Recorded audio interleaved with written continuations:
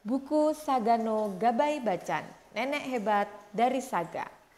Bab 1 berjudul Dorongan dari Ibu. Tanggal 6 Agustus tahun 20 era Showa. Bom atom pertama yang dijatuhkan di muka bumi mendarat di Hiroshima. Mungkin bom atom inilah yang memulai begitu banyak kejadian setelahnya. Aku berkata begitu karena kalau saja bom atom itu tidak dijatuhkan, ayahku tidak akan mati dengan menderita. Ayah dan ibuku tinggal di Hiroshima setelah mereka menikah. Namun karena situasi perang yang begitu berat, mereka pun mengungsi untuk hidup di kampung halaman ibuku di Saga. Kehidupan di sana juga berat memang, tapi justru karena kepindahan inilah kami lolos dari bencana bom atom.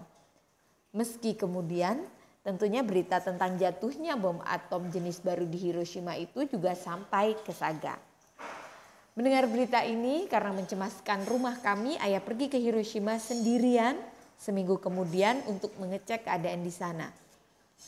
Kemana semua orang pergi ya? Melihat kerusakan menyedihkan yang menimpa kota Hiroshima, konon ayah pun tak kuasa menahan diri memuntahkan pertanyaan bodoh itu. Aku hanya dapat membayangkan Hiroshima yang disaksikan mata ayah pada saat itu. Sepertinya tidak ada yang tersisa. Segalanya hancur lebur, semuanya meninggal dunia. Kemudian seperti kemalangan yang menimpa kota itu, akibat kepergiannya ke sana, ayah pun kehilangan nyawa.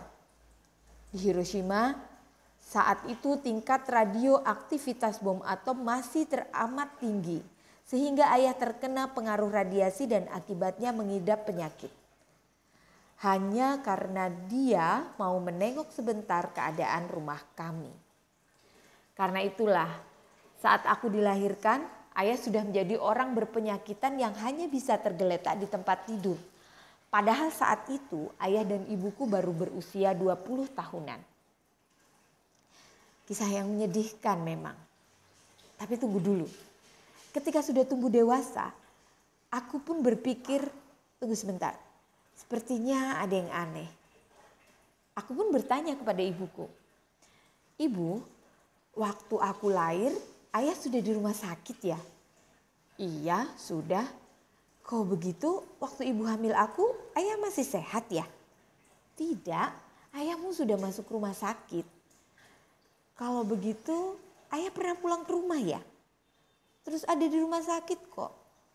"Ah, begitu ya. Jadi di rumah sakit ayah tidur di kamar pribadi ya?" Sudah jelas tidak mungkin kan?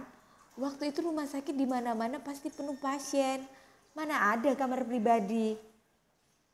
Kisah yang aneh memang. Tapi kalau aku berusaha bertanya lebih lanjut, wajah ibu akan memerah. Mulutnya akan mulai menuturkan jawaban-jawaban tidak jelas untuk kemudian sama sekali diam. Ya, yang pasti secara nama aku adalah anak ayah. Meski aku tidak punya satu pun kenangan akan dirinya. Sebenarnya waktu kecil aku masih punya ingatan akan seseorang mengucapkan selamat jalan sambil melambaikan tangan setiap kali aku keluar rumah. Namun berhubung karena ayah selalu berada di rumah sakit, orang itu pastinya bukan dia. Karena sepertinya kami pernah berpindah-pindah dari rumah satu saudara perempuan ibuku ke rumah saudara lainnya, mungkin lambaian tangan itu milik salah satu suami mereka. Bagaimanapun, ada satu ingatanku yang sangat jelas. Waktu itu tak lama sebelum aku naik kelas ke sekolah dasar ketika ibu memenuhi seluruh duniaku. Setelah ditinggal mati oleh ayah, ibu membuka usaha bar di Hiroshima untuk membesarkan aku dan abangku. Sebenarnya ayah dan ibuku menggunakan bagian dari rumah kami itu untuk memulai toko. Tapi karena letaknya berdekatan dengan titik jatuh bom atom, ledakan telah menghancur leburkan daerah sekitarnya dan menjadikannya daerah kumuh. Semua orang seenaknya berjualan secara kaki lima mendesak usaha banyak toko. Karena rumah kami dijadikan bar, kami pun menyewa apartemen seluas 6 jeu tikar tatami di dekat sana sebagai tempat tinggal. Di sanalah aku dan abangku melewati setiap hari hanya berdua. Saat itu aku masih kecil dan sungguh teramat sangat menyayangi ibuku. Di malam-malam menanti ibu pulang, aku sungguh merasakannya panjang, sepi, sehingga aku cuma bisa menangis dan merepotkan abangku. Aku ingat saat aku menangis, bibi induk semang akan datang dan membujuk, "Jangan menangis." Kemudian memangku diriku dan mengelus-elus kepalaku. Pada masa itu, induk semang merupakan orang yang sangat mengetahui situasi dan kondisi penyewa rumahnya. Pengetahuan soal struktur keluarga tidak perlu dipertanyakan lagi. Mulai dari pendapatan hingga utang, induk semang sudah pasti yang paling tahu dibanding siapapun. Karena itulah, bibi induk semang sangat mengetahui keadaan rumahku dan mungkin ini yang menyebabkan dia sering datang untuk menghiburku. Meski begitu, bagaimanapun menangis sesenggukan di rumah, kemudian hanya berlalu sebagai masalah yang merepotkan tetangga. Masalah sebenarnya timbul ketika aku sudah masuk sekolah dasar dan mulai dapat pergi sendiri ke bar ibu di tengah malam. Seperti yang sudah aku tulis sebelumnya, daerah sekitar kami tinggal adalah daerah kumuh. Di daerah seperti itu, aku yang masih kecil berkeliaran sendiri hingga ke tempat kerja ibu. Sudah pasti membuatnya cemas. Mungkin sejak saat itulah ibu dan yang lainnya mulai secara rahasia menjalankan suatu rencana. Tentunya aku sama sekali tidak tahu menahu soal itu. Saat itu adalah hari ketika aku naik kelas menjadi kelas 2 sekolah dasar. Adik perempuan ibu yang bernama Bibi Kisako datang dari Saga. Karena memang bersaudara, Bibi Kisako sangat mirip dengan ibu. Bibi dengan segera menggantikan peran ibu yang sangat sibuk. Dia mengajakku pergi ke berbagai tempat, bahkan terkadang membersihkan telingaku sambil membiarkanku merebahkan kepala di pangkuannya. Tak butuh waktu lama, aku pun segera lengket dengan Bibi Kisako. Di malam sendirian tanpa ibu sekalipun, aku tidak merasa kesepian. Di waktu makan malam juga, hanya dengan kehadiran Bibi Kisako, suasana hatiku menjadi riang. Aku bahkan sempat berpikir, semoga saja Bibi selalu ada bersama kami. Itulah sebabnya aku sangat terpukul ketika setelah beberapa lama, suatu hari Bibi Kisako berkata begini, "Akihiro-chan, besok Bibi akan pulang ke Saga. Jadi besok kau dan ibu antar Bibi ke stasiun ya."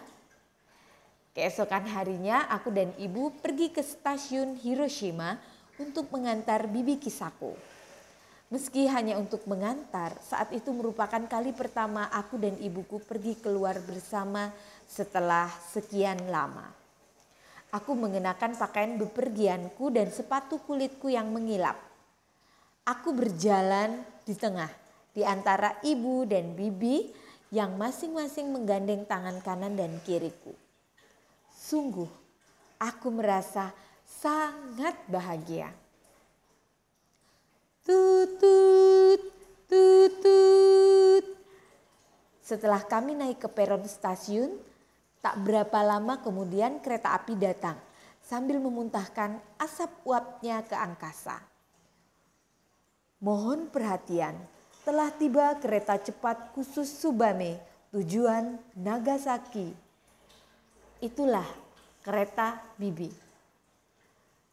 Kak Yoshiko, sampai jumpa lagi ya. Kisako-chan, salam untuk ibu ya. Kemudian Bibi Kisako melanjutkan dengan kata-kata lain untuk berpamitan dengan ibu. Aku pun merasakan beratnya berpisah dengan Bibi Kisako. Sehingga sambil mendongak menatap wajahnya aku ikut-ikutan berkata, "Bibi Kisako, cepat datang lagi ya." Ya, bagaikan tanda yang mengiringi anggukan lemah Bibi, bel keberangkatan kereta pun berbunyi. Kemudian hanya beberapa saat sebelum pintu gerbong kereta menutup, terdengarlah bunyi buk. Bersamaan dengan suara itu, aku kehilangan keseimbangan dan tubuhku terjatuh ke depan. Tentu saja meskipun ini cerita lama, Sampai kapanpun suara bel kereta api yang berangkat takkan pernah berubah menjadi buk. Bel keberangkatan kereta api pun tidak pernah membuat orang terdorong hingga terlompat. Memang ketika aku menoleh ke belakang dalam pelukan bibi yang menangkapku. Saat itulah aku menyadari bahwa ibukulah yang telah mendorongku. Ibu, kenapa dorong aku?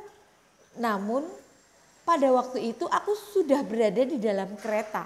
Kemudian lagi-lagi seolah menjadi tanda berikutnya bagi komplotan yang berencana, pintu kereta api segera menutup, bergulung-gulung awan hitam kelam kembali dimuntahkan cerobong kereta ke udara, lalu kereta mulai perlahan-lahan bergerak maju. Tentu saja dengan aku di dalamnya. Dari balik kaca jendela kereta aku dapat melihat ibuku menangis. Aku didorong ibu, protesku. Tapi ketika aku menoleh ke arah bibi, aku melihat dirinya pun sedang menangis terisak-isak. Waktu itu kereta api belum bergerak secepat Shinkansen atau kereta peluru. Sehingga aku masih dapat melihat dengan jelas ibuku yang menangis di peron. Sambil bolak-balik antara melihat ke ibuku dan bibi yang terus menangis, aku pun berkata sambil tertawa. Tidak apa-apa bibi, aku turun di stasiun berikutnya saja, tidak usah khawatir.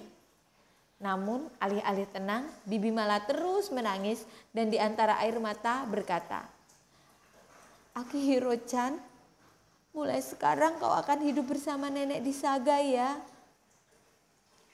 Selama beberapa saat aku hanya terpaku tanpa dapat memahami kata-kata yang diucapkan padaku. Maaf ya, kami tidak bilang apa-apa. Tapi kalau diberitahu kau pasti tak akan mau ikut, ya kan? Kami sudah berembuk dan sepakat bahwa berada terus di Hiroshima tidak akan baik untuk pendidikanmu. Maka diputuskan kau akan dirawat nenek di Saga. Begitu aku sudah dapat menelan kenyataan, kali ini giliranku yang mengeluarkan air mata. Aku telah ditipu bulat-bulat. Bilangnya saja hendak mengantarkan bibi pulang. Padahal sebenarnya akulah yang diantar pergi. Kalau sudah begini, aku pun mengerti arti dari baju berpergian yang bagus dan sepatu mengkilapku. Akibat kejadian ini, aku pun menderita semacam trauma. Bahkan hingga sekarang, bila melihat adegan berpisah, perpisahan antara ibu dan anak, sejelek apapun akting para pemainnya dalam drama itu, pastinya aku tidak bisa tidak menangis. Meski begitu, seringkali dalam kisah perjalanan hidup yang penuh tantangan dan sejenisnya, aku mendengar kata-kata, berkat dorongan dari si A maka aku berhasil mencapai keputusan. Lalu bila mendengar kata-kata seperti itu dalam momen penting yang menjadi titik balik hidup seseorang, aku pun jadi berpikir. Hidupku sungguh berubah karena dorongan dari ibu di hari itu.